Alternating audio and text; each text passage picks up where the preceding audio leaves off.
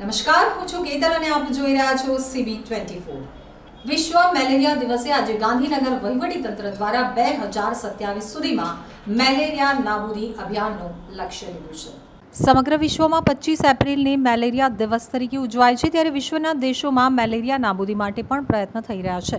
તો ભારત અને ખાસ કરીને ગુજરાતમાં પણ આ મેલેરિયા નાબૂદી અભિયાનમાં પાછળ નથી, અને ત્યારે આજે જિલ્લા વહીવટીતંત્ર દ્વારા પણ 2027 સુધીમાં મેલેરિયા નાબૂદી અભિયાનનું લક્ષ્ય લીધું છે.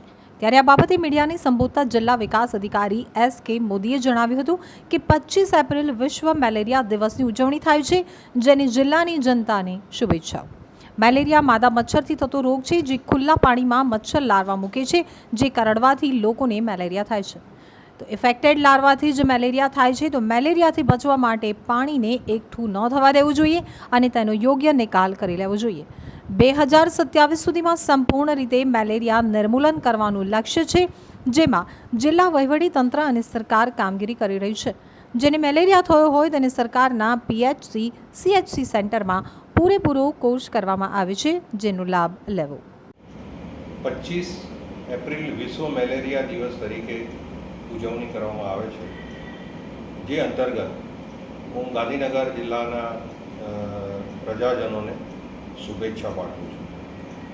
આપણે જાણીએ છીએ કે મેલેરિયા એ માદા મચ્છરથી થતો એક રોગ છે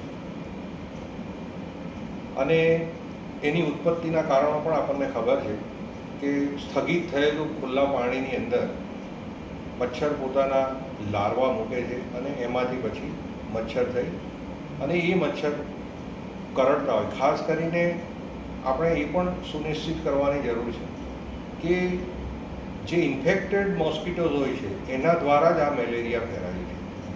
તો એનાથી બચવું જોઈએ. એના માટે સ્વચ્છતા, જ્યાં પાણી સ્થગિત થતું હોય તો એ પાણીનો નિકાલ કરવો વગેરે આ કરવાની જરૂરિયાત રહે છે. કે પ્રજાજનોએ પણ આ માટે જાગૃત રહેવાની જરૂર છે.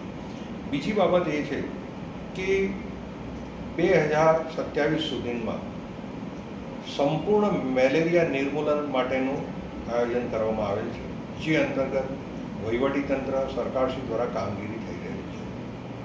બીજી એક અગત્યની બાબત એ છે કે સરકારશ્રીના PHC CHCમાં આ મેલેરિયા નિર્મૂલન માટે અથવા તો મેલેરિયા થઈ ગયો હોય તો એના માટે સંપૂર્ણ રીતે ફ્રી ઓફ કોસ્ટ દવાનો આખો પૂરેપૂરો કોર્સ કરાવવામાં આવે છે, જેનો પણ લાભ લેવા માટે હું વિનંતી કરું છું.